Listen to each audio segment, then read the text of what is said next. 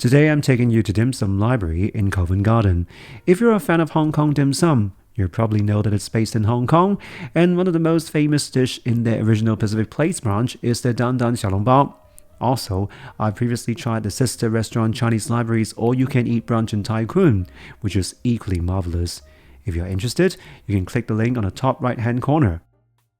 This time, I'm having the afternoon tea set with my friend who visited me from Hong Kong. Just look at how it's served in this so-called birdcage. It's absolutely stunning.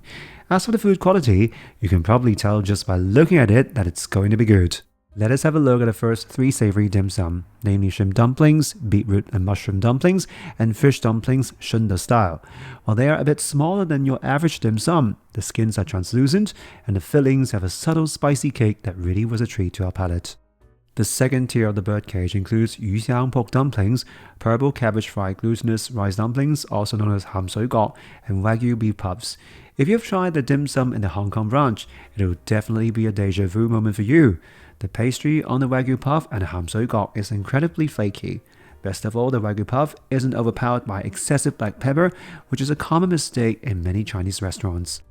Last but not least, the taste of the egg tart and BBQ pork puffs is consistent and well executed in terms of both portion and flavor. My only minor complaint is the temperature. The items in this whole afternoon tea set were lukewarm, and as pastries like these taste much better when they're hot, it's a bit of a letdown. My verdict: at £25 a person, 2 persons minimum, I think it's a great deal. Consider this. A typical dim sum with, say, 3 shrimp dumplings in Chinatown costs about £6. Dim Sum Library is far more refined and definitely lives up to its brand name. Even when compared to more avant-garde ones like Char, which offers a similar afternoon tea, it's £10 more expensive. And for high-end ones like Gochi or the Peninsula's Canton Bleu, the price is even much higher. So I truly believe that the Dim Sum Library has hit the sweet spot. From its food quality, dining environment to its service, I would recommend this to anyone in a heartbeat.